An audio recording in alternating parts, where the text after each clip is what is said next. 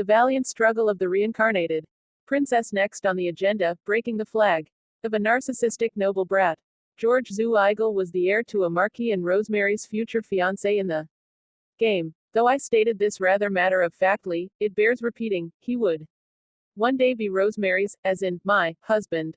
Ha ha ha, give me a break. What did I do to deserve pledging my life to that self-obsessed freak? I had half a mind to fob him off on the game's heroine, but my conscience reined me in. I figured that I should at least try to make him slightly more presentable before handing him over to the shrine maiden. To do that, I'd need to recall his upbringing. Most of the game's characters had tragic backstories, and George was no exception. George's mother had possessed a fragile, otherworldly beauty, with silky platinum blonde hair and eyes like amethysts. But beauty and luck rarely go together, and sure enough, she'd passed away in the game when George was only 8 years old. The young child was overrun with grief from the loss of his beautiful mother. But nobody was around to console him. His father, the marquis, fell into despair. Without his beloved wife, he turned to hard living and paid no attention to his suddenly isolated son. George had an uncle as well, Julius, but this uncle was more focused on desperately trying to pull his brother, the marquis, out of a deep depression. Left completely alone, George continued to search for something to remind him of his mother. He holed himself up in her room and barred the servants from entering. One day, he found his mother in the mirror. As George wore his mother's shawl over the top of his head, he gazed into the mirror's surface and saw her, a person that looked identical to his mother, the Lady of the White Lily. However, that figure was none other than George himself. He realized he could see his mother at any time, as long as he had a mirror, glass, or even water, anything which showed his reflection. That moment was the origin of George's narcissism. Whoa. Like, just whoa. I never expected that pervert to have such a tragic past. In my present life, it was apparent that George's mother was still alive, but sickly. George and I first met when I was 5 and he was 6. The intention was probably to match us as potential fiancés, but I dropped him early and warmed to his mother instead. Even in her sickly state, she sat upright in her bed and smiled at me. The marquis shot her a worried look from his position by her side, then introduced us. Please forgive the breach of etiquette, Your Highness. My wife can't leave the bed. She's frail, and the change of seasons takes its toll on her health. It's an honor to meet you, said the beautiful woman. I'm Marquis Morwitz's wife, Emma. I'm Rosemary, I said, returning the greeting. I was enchanted by her beaming smile. So this woman gets to be a fragile beauty and possess an innocent smile. That's not fair. Oh God, she's just way too cute. At this point I had fallen head over heels for Emma, and I played the future fiancé card in order to come see her as often as I could. Thinking back on it, having a princess visit so often might have been a nuisance for them, but Emma always seemed happy to see me. She even called me Mary, and returned my affection by cherishing me like a daughter. Emma, my angel, my goddess. Oh, George. Still here, are you? Over the course of my first few visits, I discerned a few causes of her ill health. First, she had no enthusiasm for eating. And when she did eat, she ate poorly. You like fruits, hate veggies, and want me to believe you're not a child. Not. Liking carrots is cute and all, but Emma, you need your vitamins. Second, she rarely, if ever, exercised. It seemed like she often spent her day in bed reading a book or practicing embroidery. I assumed that a lack of exercise exacerbated her poor appetite. On top of that, not eating meant she had no energy, which created a vicious and self-destructive cycle. Third, she saw very little sunlight. She hardly ever went outside, so she spent no time under the sky. Humans need the sun's light though. I couldn't remember exactly why, but I thought it had to do with the formation of bones and autonomic nerves, or something like that. Plus, I personally think that being stuck in a room all day is a downer. People shouldn't roast in the sun, but everyone still needs natural light on their skin. I wasn't a doctor in my past life, so if her problem was a disease then I couldn't help, but Emma didn't appear to be suffering from any serious condition. She was prone to catching colds as the seasons changed, and they often lingered. If her lifestyle is the only problem, then we might be able to prevent her death in 2 years by increasing her stamina. With that goal in mind, I decided to round up George and his uncle Julius to attempt to improve Emma's health. I walked around the mansion looking for them and spotted George in a corner of the garden. He stood in front of the beautiful, well-curated white roses that were in full bloom. George, I'd like to have a little chat, if you don't mind. I called out to him. Of course, what is it? George tilted his head with a puzzled look on his face. His soft hair spilled over his shoulders. When he took that pose, his delicate good looks, so similar to his mother's, conjured images of a sweet princess. The roses behind him added to his beauty, making me feel like I was looking at a scene from a shoujo manga. He wore a white blouse with baggy sleeves and a lace cravat, along with a well-tailored dark green gilet and culotte. These and his other clothes marked him as a child of nobility, but honestly, he looked more like a beautiful woman in drag than a boy. When I first met him, I couldn't believe he wasn't a girl. I had only known the grown-up, and horribly twisted, George, so I couldn't reconcile the innocent, girlish boy in front of me and the probably guilty of something narcissist that he would grow up to be. His soft, platinum hair was fastened near the nape of his neck, and he had large, violet eyes. One look at his drooping eyebrows and flushed cheeks would leave boys his age vying to protect him. Too bad for them that he's a guy. In keeping with his dainty features, he was shy. At first, all attempts at communication failed. He would always run away and could put any hamster to shame with his swiftness. Though I could have run after him, I was planning to keep him at arm's length anyway, so I let him be. Therefore, contrary to the plans the adults made to have us befriend each other, we hardly spoke after our first introduction. The only reason we'd managed to reach a point where we could hold a normal conversation was because of Emma. George was nothing short of a mama's boy. Every new song that he learned, he would sing for her, every pretty flower he found he would give to her, and everything tasty he would share with her. In his spare time, he would sit with her and read. When she was sick with a cold and he wasn't allowed into her room, he would twiddle his thumbs by her door or in the garden. He clung to his mother 24 hours a day. Remember, I only visited the Eigel household to see Emma. But that meant that George and I would inevitably encounter one another, because he was glued to her side. While George usually avoided me like the plague, he couldn't bring himself to argue when his cherished mother laughed and said, "You two get along so well." George and I began to talk more and more, albeit awkwardly. I doubted George had spoken to a girl his age before. He often fumbled trying to find the right topic. Unfortunately, or perhaps fortunately, I was never interested in the topics that girls my age usually favored. In my mind, dresses and jewels always played second fiddle to books and pictures.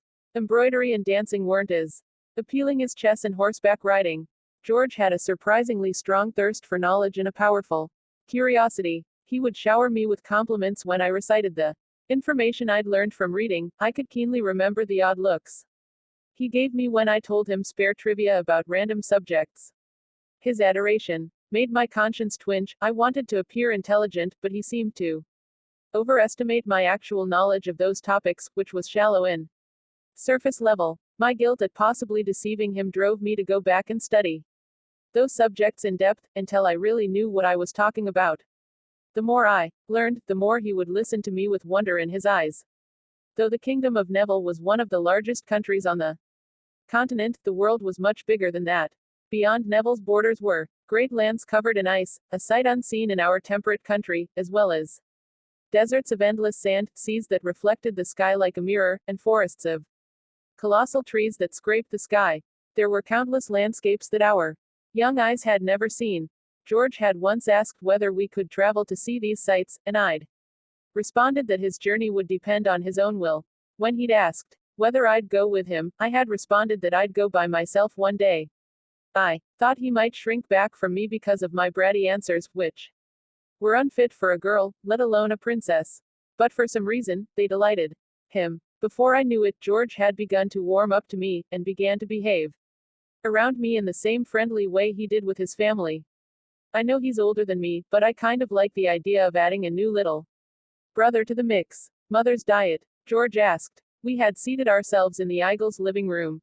I rested on the sofa, which was made of elegant, curved mahogany and high-quality leather, and nodded to George. Yes. I want you to rework her diet around vegetables, I said matter-of-factly. But Mother finds vegetables, George said, his words trailing off as his expression darkened. Yes, indeed. I know all about your mom's hate-hate relationship with vegetables. That's why I want to come up with some dishes that even a veggie phobe can enjoy. Do you have any thoughts, Julius? I pulled Julius into the conversation, and he lifted his hand to his chin in thought. In contrast to George's androgyny, Julius was the ideal, mature man. He had well-proportioned facial features, faint lips, and light brown hair combed backwards. His slightly drowsy green eyes softened the rugged expression of his good looks. Well, my sister isn't a big eater, said Julius after a moment of thought. I think soup would be the go-to solution, but even that she doesn't like very much. How does she season it? I asked. Just a little bit of salt, I think. I had directed the question to Julius, who was smiling wryly, but before he had a chance to respond, George answered from his side. Only a little bit of salt. I can see why that would exacerbate her veggie hate. Consommé soup crossed my mind as an option, but I doubted whether this world had consommé. And if we're making it by hand, it'll take quite a while. In my past life, cooking had been such a huge passion of mine that I'd joined the home economics club in high school. I'd given consommé a shot once back then, and the recipe had needed a lot of ingredients, time, and effort. I think I got as far as skimming the scum from the top of the soup before I swore, never again. Besides, I can't see us being able to find the same ingredients in this world. Ah, I said suddenly, clapping my hands. I ignored George, who was peering at me full of interest, and ran a recipe through my mind.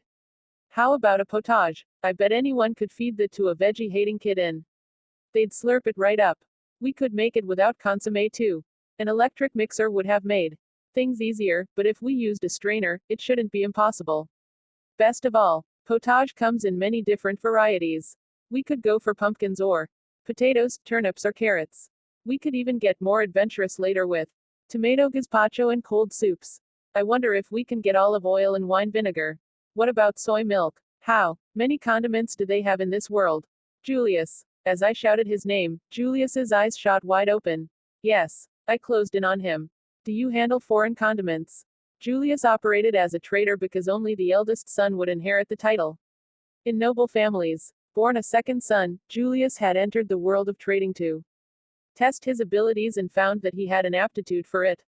He'd steadily built up a customer base by locating products that hadn't yet broken into the Neville trading market, like fermented foods from the small countries to the east, or exotic fabrics and thread, woven according to the generational traditions of a clan in the west. In my previous world, I guess we'd call him an up-and-coming young entrepreneur. Of course, we handle several kinds of tried and true ingredients, like salt and sugar, alongside quite a few others like vinegars and oils. Recently, we've taken on a fermented condiment made from fish. Wait, do you mean Thai fish sauce? Oh my god, I'm excited. I wonder if he has soy sauce. What about mustard? Curry powder? Would you care to have a look? Julius peered at me, and he was obviously enjoying the way I failed to contain my excitement. His mature composure, steadfast until now, gave way to a smirk, and his eyes glinted like those of a child up to no good. Where'd that sudden change of demeanor come from? The lighthearted deviation from Julius's usual personality was almost too cute to handle. Is every member of this family going to overload me with Gap Mo? Yes, please. I responded enthusiastically. After that, Julius and I co-opted one of the Eigel family's unsuspecting chefs and got to work devising recipes. Should we just go with corn? Or maybe potatoes? Oh, but I do like extra sweet pumpkins. I'm tempted to go with something warm, but maybe cold soup would be easier for Emma to drink. I composed a list of all the recipes I could remember, then called everyone into a meeting. The chef was flustered and hesitant to deal with a princess at first, but we bonded quite a bit as the debate heated up. An argument erupted when he handed me balsamic vinegar after I had clearly explained wine vinegar to him. They might both be made from the same thing, but the refining process is different, so the taste and usage of each is distinct. I'll die on this hill. We got on fine though, eventually. I felt that the conflict brought us closer, like boys who become friends after beating each other up by the riverside. We were each other's equals in stubbornness, so I would occasionally blow my lid, and the phrase, ignorant old bastard, almost made it past my lips a few times. I restrained myself though, in the end. Prim and proper princesses don't cuss people out while giving them the finger. Julius didn't join in the arguments and instead assumed a mediator role, calming us down when the discussion veered off track. I honestly felt bad that I hadn't only taken up his time but had also caused him plenty of trouble. The Marquis, Lord Morwitz, was taken aback at my daily visits, but he gladly gave his assent when he learned that our aim was to improve Emma's health. Well, she is the world to him, after all. When George tearfully asked what he could do to help his mother, I set him up with a different task to stop his whimpering. He was to take on an important role, accompany Emma on a short walk every day, if possible. Emma likely wouldn't refuse if the request came from her cute son. Actually, she's such a kind person that I doubt she'd turn up her nose, no matter who invited her. The lengths of their walks gradually increased, with allowances for the weather, the climate, and how Emma felt on any given day. The sight of mother and son admiring the flowers and birds as they took their leisurely strolls brought joy to the marquis and the servants watching over them. I noticed the gradual reinvigoration of the garden with new flowers and sculptures, and assumed that it was the marquis's doing. He really is crazy in love with his wife. It also seemed that the corn potage, perfected through hours of hard work, was to Emma's liking. I had to reach for a tissue when Emma called it delicious. I clasped hands with the chef who'd worked with us and jumped for joy. Then Julius, overcome with emotion, scooped me up and swung me around. All right, let's calm down a tad, guys. Her appetite and her meals grew larger with time, and Emma's complexion visibly began to improve. Recently, she had taken to drinking tea with Julius and myself in the arbor at one end of the garden. She hardly ever took ill anymore, even as the seasons changed. This is all wonderful progress, but I can't let my guard down until George turns 8 in a year's time. I think we're good though. My joy came out in a smile as I looked at Emma's rosy cheeks and slightly plump figure. But then, the beautiful woman shone her girlish grin upon me and threw me into a minefield. So Mary, when will you be joining our family? What? I asked, flabbergasted. The shock almost dislodged the porcelain teacup from my hand. I placed my cup back in the saucer to cover my flustering, but thanks to my trembling fingers, this came with an ugly clattering noise. Mother. A beetroot, George said. I was seated next to him, and my face drained of color. Crap. I forgot. I completely forgot to break the flag that would lead to my engagement with George. I was too caught up in breaking Emma's death flag to remember. Not just that, but now that I was a semi-permanent feature at a possible fiancé's house, our future was pretty much set in stone. My own stupidity had paved the way for my destruction. Lord Morwitz and I are always talking about how we can't wait for the day our family gets an adorable new daughter. He thinks of you as his own, just as I do. Lately, he's been champing at the bit, saying he'll have to work with George to make him the wonderful man you deserve. Oh no, what do? I don't have it in me to tell her that I have absolutely no interest in marrying her son, not when her eyes are full of so much hope. If I had sensed even the slightest hint that this arranged marriage was a scheme to forge ties with the royal family, I don't think that letting them down would have been so hard. But Emma's smile showed no signs of anything nefarious. I really would love to be your daughter, but no deal. I've already decided to pledge my whole heart to the as yet unmet guard captain. Actually, if I'm honest, this whole scenario is quite weird, asking me, someone with a mental age of 20 plus years, to view George, currently 7 years old, as a serious romantic option is a little creepy. Just when panic-induced sweat started to coat my palms, a lifeline dropped in from an unexpected direction. You're getting ahead of yourself, sister, Julius said. A spectator until now, he placed his teacup down and plastered a smirk across his face. Do you think so? I do. As bright as the princess is, she's still only 6. How do you expect her to talk about marriage when it's still so far off in her future? You're right, said Emma as she turned to me. Sorry, Mary. I didn't mean to make you uncomfortable. I suppose I was rushing things too much. Don't worry, I said, greatly relieved. I'm so happy that you think of me as a daughter. Even though her words were kind, Emma's mood sank after Julius's rebuke. I wanted to apply a hurried patch to the conversation, but after a moment's hesitation, I made up my mind and started to speak. This might be my only chance to say it, I thought, and took the leap. It's just, there's someone else. What? Well now. The first to react to my declaration was George, followed by Emma, and Julius was last. George blanched and rose to his feet, Emma's eyes lit up, and Julius sported an intrigued grin. Oh my, what's he like, exactly? I had imagined Emma would be disappointed, but she charged in for the details. I guess girls in every world share a passion for love stories. I found myself in desperate straits when Emma shooed George and Julius out of the room and started to ring me for information. I hadn't actually met the guard captain yet, so I had to fudge the details as I told her. But even as vague as the information was, it satisfied Emma. As I left, she smiled and said, I'll support you. This change of heart surely meant that I had managed to avoid George's engagement flag. Hopefully. Well, fingers crossed, anyway.